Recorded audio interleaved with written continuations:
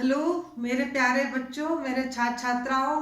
मैं डॉक्टर कृष्णा चतुर्वेदी आज मैं आपके समक्ष कहना चाहिए हिंदी साहित्य से कुछ रामचरितमानस की चौपाइयाँ लाई हूँ जो बीए प्रथम वर्ष के कोर्स में आपके में रखी गई हैं। तो तुलसीदास का जो तुलसीदास द्वारा रचित रामचरितमानस है उसमें से आपका जो सीता जी का जब स्वयंवर होने जाता है तो उनकी माता जो है सुने उनकी माता है जो उनको भेजती है कहाँ पर भेजती हैं आप तो पुष्प वाटिका में गौरी पूजन के लिए कि जो अपनी भारतीय परंपरा है, भारतीय संस्कृति में कि जो कुंवारी कन्या है शादी से विवाह से कुछ समय पहले गौरी पूजा के लिए जाती हैं। उधर भगवान श्री रामचंद्र जी विश्वामित्र जी की आज्ञा से पुष्प वाटिका में पुष्प चुनने के लिए आते हैं। तो दोनों का कैसे मिलन होता है इसके बारे में तुलसीदास जी ने यहाँ पर कुछ अपनी चौपाइयों के द्वारा बताया है। तो मैं चौपाइयों को चौपाइयों की तरह ही पढ़ रही हूँ जिससे थोड़ा सा लगे कि हाँ मैं रामचरितमानस पढ़ा रही हूँ, न कि कोई कहानी इत्यादि पढ़ा रही हूँ। ओके। 14 चितय पूछ मालीगन, लगे लेन दल फूल मुदित मन। ते अवसर सीता तह आई, गिरजा पूजन जनन पठाई। संग सखी सब सुभग सयानी, गावे गीत मनोहर वानी। सर समीप गिरजा गृह सोहा, बरन न जाहि देख मन मोहा। मंजन कर सर सखिन समेता, गई मुदित मन गौर निकेता। पूजा की न अधिक अनुरागा, निज अनुरूप सुभग बर मांगा। एक सखी संग सिय बिहाई, गई रही देखन फुलवाई। तेहि दो बंधु बिलो के जाई, प्रेम विवश सीता तह आई। तासु दशा देखी सखिन, पुलक गात जनु नैन। कहूँ कारण निज हरस कर, पूछ स्वयं मृदुबैन। तो देखिए प्रस्तुत पंक्तियों में तुलसीदास जी बता रहे हैं कि जब सीता जी पुष्प वाटिका वहाँ पर जब भगवान श्री राम पुष्प वाटिका में पुष्प चुनने जाते हैं, आप देखिए भगवान श्री राम ने अपना जो भी कार्य किया है अपनी मर्यादा के अंदर रहकर किया है। क्योंकि एक वो विश्वपति थे, एक त्रिलोकपति थे और इधर एक सम्राट के भी पुत्र थे, लेकिन उन्होंने अपनी कोई भी मर्यादा कहीं पर भी कम नहीं की। अब देखिए जैसे ही वो जाते हैं कि 14 चितय पूछ मालीगन, जब भगवान श्री राम लक्ष्मण जी के साथ में पुष्प वाटिका में पुष्प चुनने के लिए जाते हैं तो ये नहीं है कि उनके अंदर ये हो कि मैं तो एक बहुत ही सम्राट का पुत्र हूँ तो मैं कहीं भी आ जा सकता हूँ, ऐसा उन्होंने कभी भी अपनी कोई भी मर्यादा को उल्लंघन नहीं किया। तो कहते 14 चितय पूछ मालीगन कि उन्होंने पहले तो पुष्प वाटिका में प्रवेश करने से पहले चारों तरफ देखा 14 चितय चारों तरफ देखा और पूछ मालीगन, किससे? माली के गण, वहां पर माली कोई दिखाई दिया तो उस माली से पूछा क्या मैं अंदर इस पुष्प वाटिका में आ सकता हूँ, क्या मैं पुष्प चुन सकता हूँ। उनका कहने का तात्पर्य यही था। और लगे लेन दल फूल मुदित मन, अब जब वो पुष्प वाटिका में प्रवेश कर जाते हैं, माली के द्वारा आज्ञा लेकर के अंदर प्रवेश कर जाते हैं तो बड़े ही प्रसन्न मन से लैन लगे दल फूल मुदित। गुरुजी की सेवा के लिए गुरुजी ने जो भेजा है पुष्पों के लिए, तो गुरुजी की सेवा के लिए बड़े प्रेम भाव से बड़े प्रसन्न होकर के भगवान श्री राम फूलों को चुनने लगते हैं। मुदित मन होकर के, प्रसन्न चित्त होकर के पुष्पों को चुनने लगते हैं। एक तो पंक्ति आपके समझ में आ गई होगी कि भगवान श्री राम ने चारों तरफ देखा, जब उन्हें कोई एक माली दिखाई दिया तब माली से पूछ करके पुष्प वाटिका में प्रवेश किया और बड़े प्रसन्न होकर के पुष्पों को चुनने लगे। तेहि अवसर सीता तह आई, उसी समय सीता जी वहां पर आई। सीता जी ने भी वहां पर उस पुष्प वाटिका में प्रवेश किया और गिरजा पूजन जनन पठाई कि जिनको माता सीता को उनकी माता सुनैना ने गिरजा के पूजन के लिए, माता गौरी के पूजन के लिए माता ने उनको पुष्प वाटिका में जहां भेजा। संग सखी सब सुभग सयानी। अब सीता जी कोई अकेली नहीं थी, कैसी थी? संग सखी सब सुभग सयानी। अब सीता जी बहुत ही सुंदर, सुभग में सुंदर सुंदर, सयानी चतुर सखियों के साथ में वहां पर आई, गावे गीत मनोहर वाणी। क्यों? शादी विवाह का प्रोग्राम था, शादी विवाह का कार्यक्रम चल रहा था, तो सारी की सारी सखियों के साथ, जो सखियां बहुत सुंदर थी, बहुत ही सयानी थी, उनके साथ में प्रवेश किया। कैसे किया? गावे गीत मनोहर वाणी। जो उनकी सखियां थी, जो उनकी सहेलियां थी, बड़ी ही मधुर वाणी में मनोहर गीत गा रही थी। कैसे? मनोहर वाणी, बड़ी ही मधुर आवाज में मंगल गान कर रही थी। और सर समीप गिरजागृह शोभा। सर मीन्स तालाब, समीप मीन्स पास में। वहीं पर क्या था? सर समीप गिरजागृह शोभा। उसी पुष्प वाटिका में तालाब के किनारे क्या था? गिरजा का, माता पार्वती का, गौरी पार्वती का क्या था? गृह शोभा। वहां पर ही छोटा सा एक मंदिर था, उनका घर था। घर तो नहीं, उनका श्री माता गौरा का एक मंदिर था जो सुशोभित हो रहा था, बहुत ही सुंदर दिखाई दे रहा था।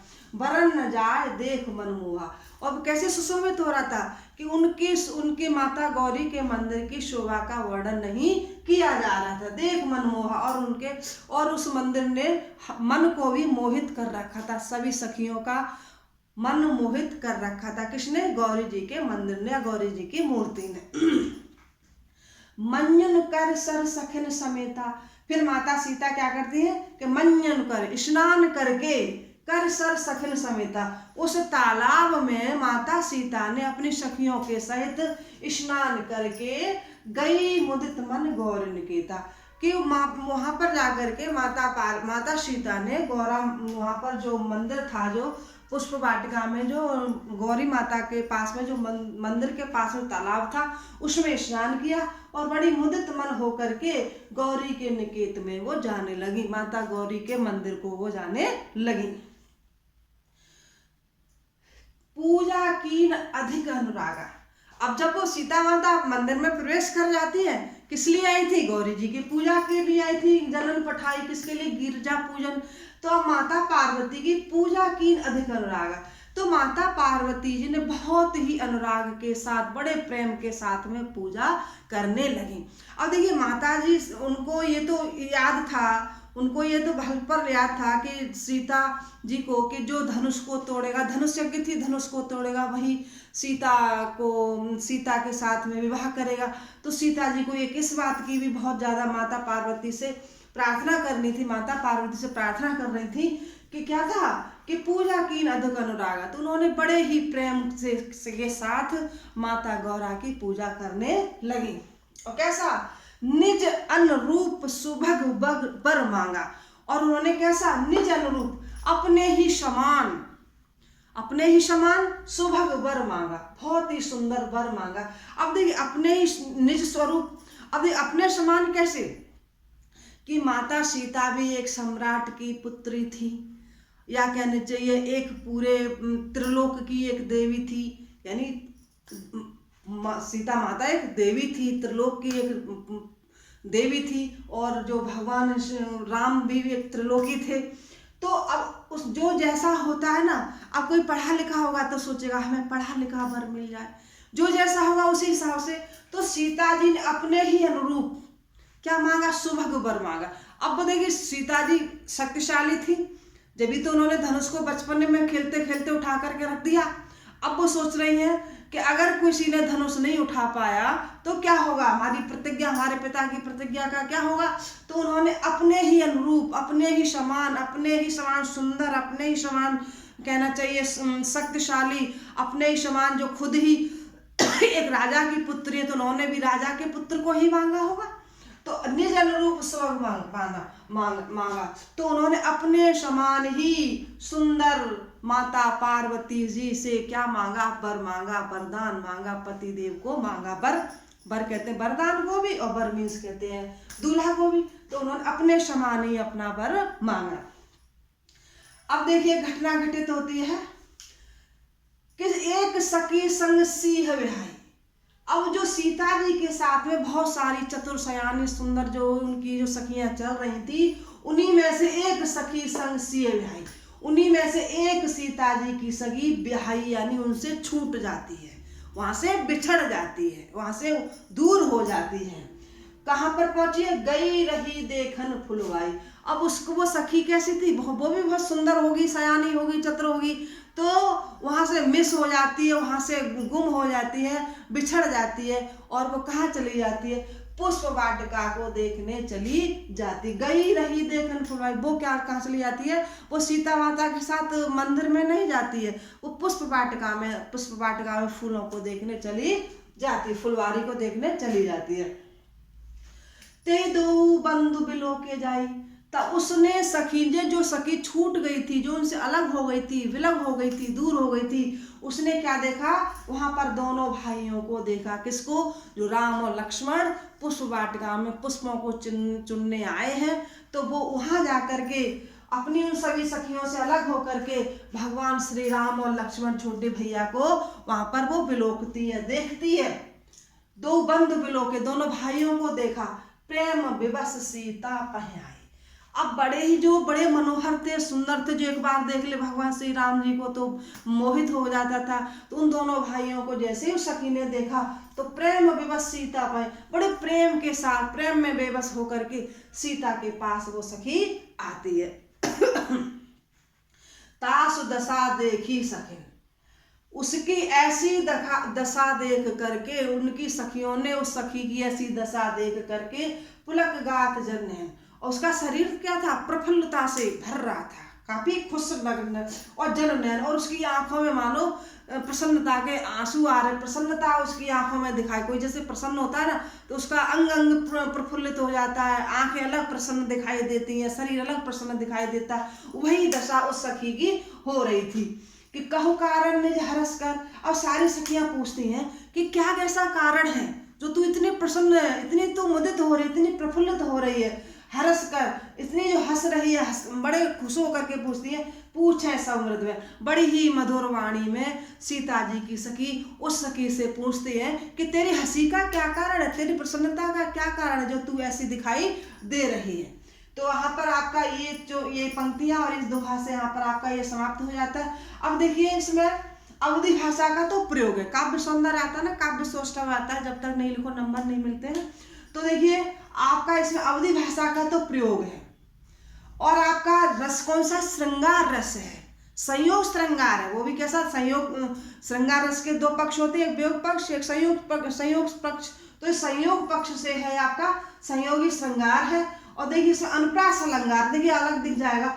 संग सखी सब सुमग सयानी, सा की आवृत्ति बार बार हो रही है, गावे गीत यहाँ पर हो रहा। तो अनुप्रास अलंकार का इसमें प्रादुर्भाव, सबसे ज्यादा अनुप्रास अलंकार इसमें दिखाई दे रहा है। अवधि भाषा का प्रयोग है, श्रृंगार रस है, और आपका कौन सा है? आपका अनुप्रास अलंकार है, और आपका प्रासाद गुण है, माधुर गुण है। तो ये आपका इसमें आपका आज मैंने इतने पंक्तियों के साथ में अपना ये काव्य पाठ समाप्त कर रही हूँ। आशा करती हूँ आपको अच्छा लगा होगा। प्लीज़ मुझे कमेंट बॉक्स में अवश्य कमेंट करें और बताएं कि किस तरह से काव्य पाठ अच्छा लग रहा है, तो मैं आगे और ज़्यादा आपको कबीर है, बिहारी है, इन सब के बारे में बताऊंगी। जय हिंद, जय भारत, जय